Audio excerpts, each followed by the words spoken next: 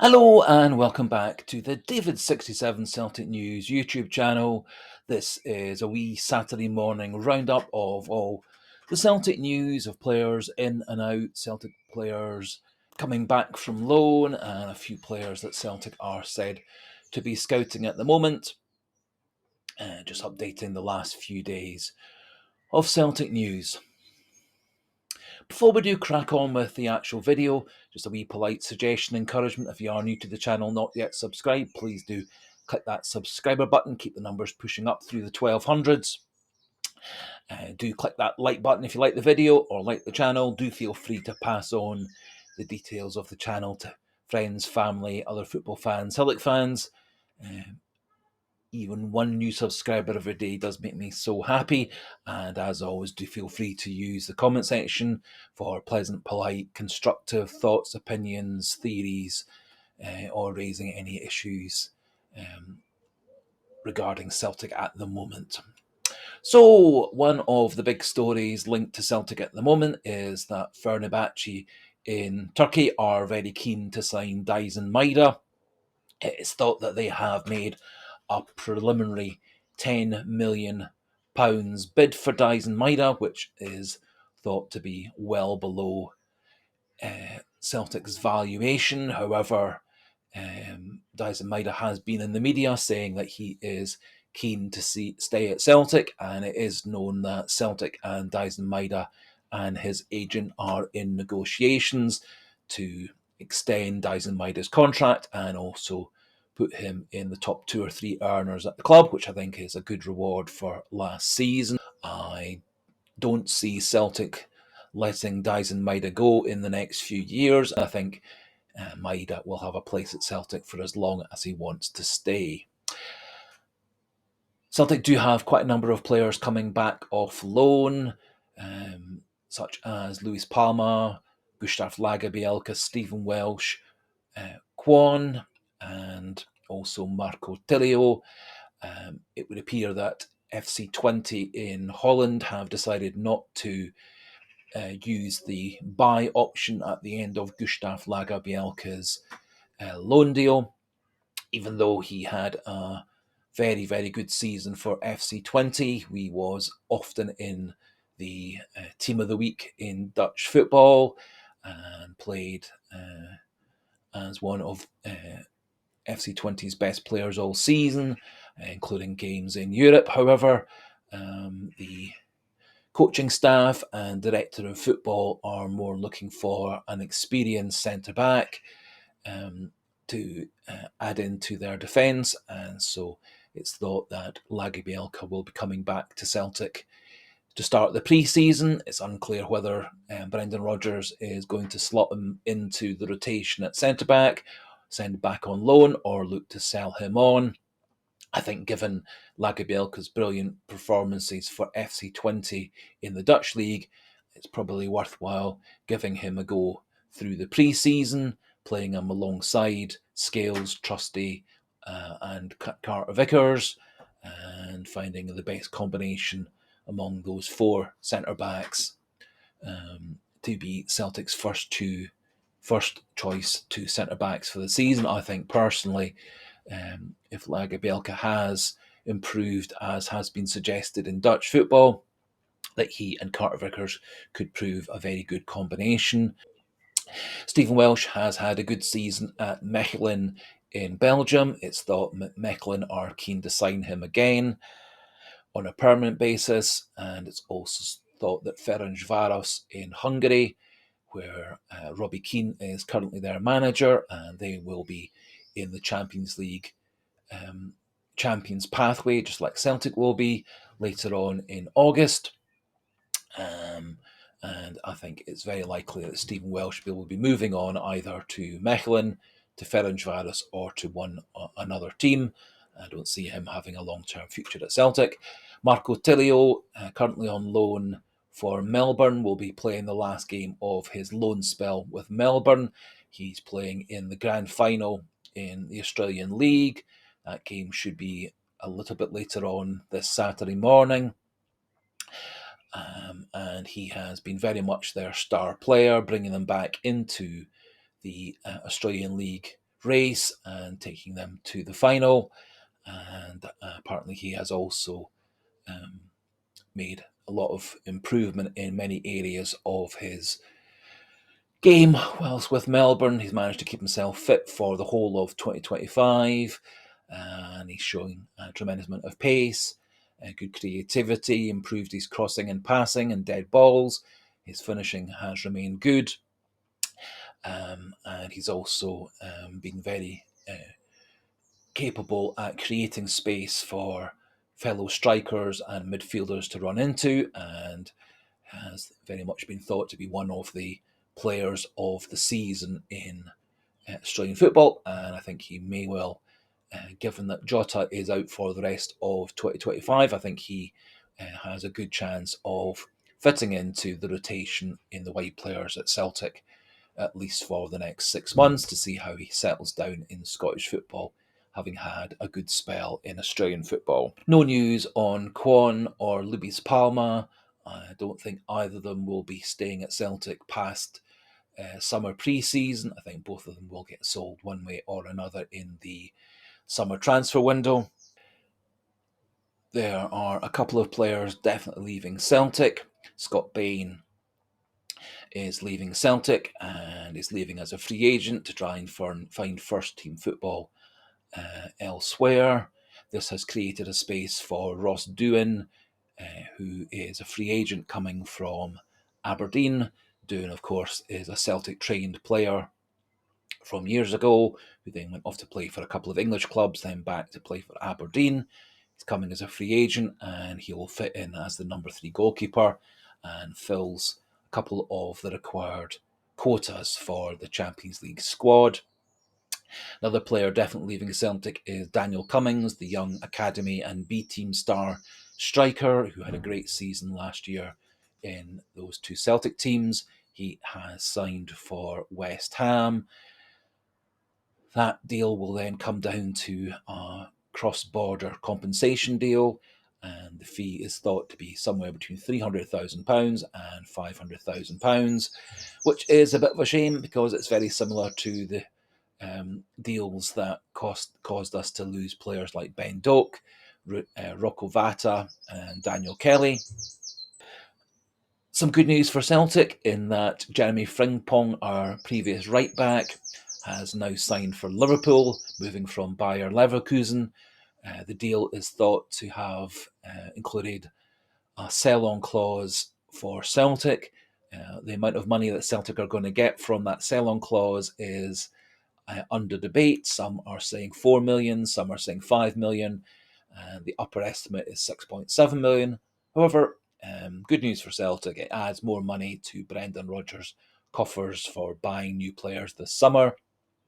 Two players that are said to be on Celtic's scouting radar at the moment are Oscar Fellenius, 23-year-old Swedish player, currently playing for Djurgårdens in the top division in Sweden. He plays right wing, left wing, but can also play across the midfield positions as well, and has had some experience playing as a striker, but is primarily a right winger or a left winger. He is under contract with the Djurgårdens until the end of 2026. Thought that his transfer value is around about £800,000, although I think that's probably an underestimate. And other sources are suggesting 2 or 3 million. He is a previous Sweden under 18 and under 19 international, 23-year-old and 5'11". His stats for Djurgårdens are fairly impressive. Over the course of 2025, 20 games, 2 goals and 3 assists. Over his whole Djurgårdens career, 78 games, 7 goals, 9 assists. He's also played at the top level in Denmark and in Norway, and his whole career playing first team professional football, 157 games, 32 goals, and 20 assists. So, pretty decent stats, although not great stats. Very little in the way of scouting footage and highlight reels for him available. However, he does look like a player with good pace, ability to pass and cross, and good finishing abilities. But maybe does look a wee bit lightweight for Scottish football. Fellenius appears to be mostly a right-footed player, although able to use his left foot, and is also reasonable in the air as well. Haven't done an actual full scouting video for him, as it does look like this is just a player that Celtic are looking at, rather than one we are closely following. The other player that Celtic are said to be closely following, but not yet launching any bids for, is player in Dutch football, Youssef El Kachhati, who is a Moroccan under-23 international. He's currently playing for Telstar in the second division in Holland, and he had a very good goal-scoring record for them last season. El Kachhati is 25 years old, 6'1", and his contract actually with Telstar is now ending at the end of June, and so he would be available as a free agent, which may well be a bonus to Celtic, as he has been valued as several million euros and pounds in the past. His stats for Telstar in the season just finished: 44 games, 24 goals, 6 assists. Over his whole Telstar career, 66 games, 30 goals, and 9 assists. And in a combination of First Division, Second Division, and Third Division teams playing in Holland, his career is 188 games, 83 goals, and 20 assists. So pretty much averaging a goal every 2 games throughout his career in Holland, roughly a goal every 2 games this year in Dutch Second Division football.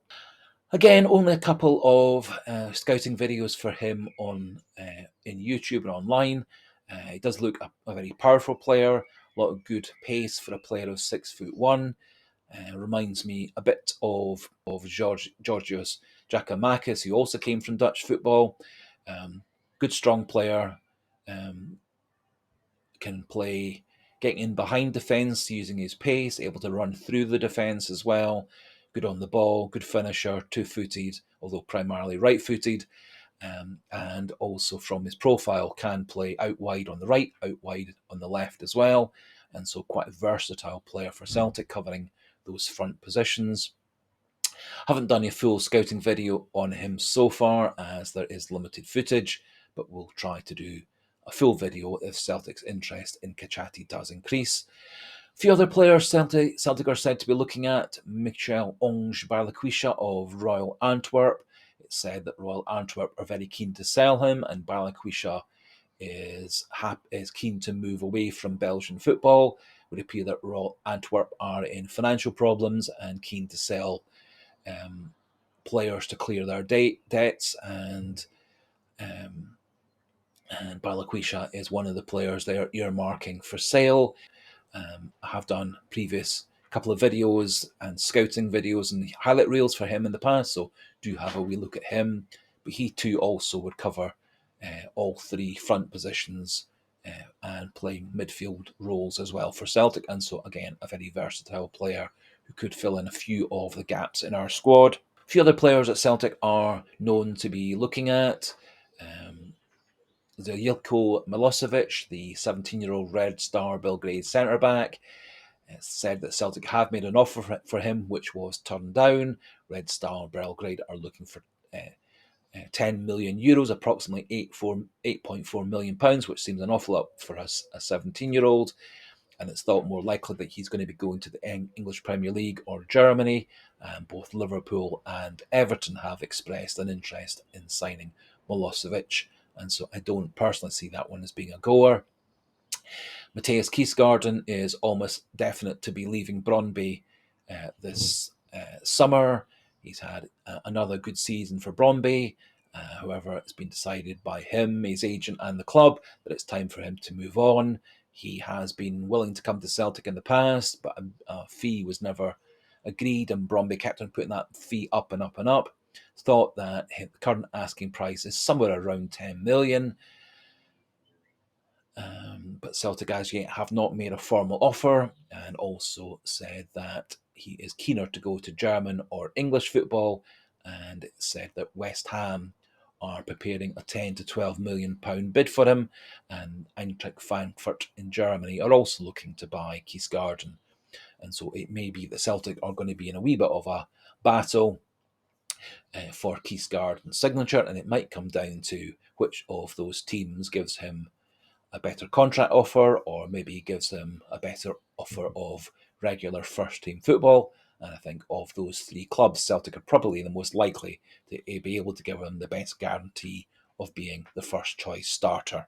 Finally, just a wee update on the Greg Taylor situation.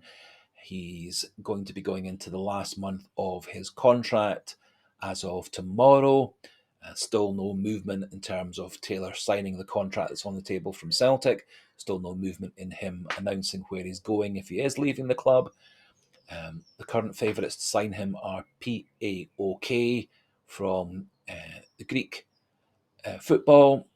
They're currently the third ranked team in Greece, and they will be playing Europa League next season. They're thought to be the number one target for him at the moment, although there have been offers supposedly from English Championship teams and Major League Soccer in America. And as I said, there still is the option for Taylor to sign the 3 or 4 year contract at Celtic to keep him at Celtic as Kieran Tierney's backup. It's thought that if Taylor does decide to move away from Celtic, then Celtic will be making every effort to sign Jeffrey Schlupp to be the experienced backup to Kieran Tierney next season. Schlupp has been released by Crystal Palace, with a number of English Championship teams looking to sign him now that he has been freed. Coventry, QPR, and Millwall are all lined up to sign him. But at the moment, Schlupp is having a few weeks of a holiday and then is going to look at the options on the table. And so it may be by the time he comes back off his holidays, Greg Taylor has decided whether he's staying or going. And then there's every chance that Schlupp might be coming back to Celtic as backup to Tierney for next season. So that just about finishes things off for this morning's video, running through the various stories of ins and outs and loans and players that Celtic are looking at. My plan is to do a video every couple of days or so over the next few weeks, keeping everyone up to date. And if there are any players that Celtic are looking at more closely or preparing to bid for, I'll try to do a wee highlight reel scouting profile video for those players as well. And so until the next video, goodbye and hail, hail.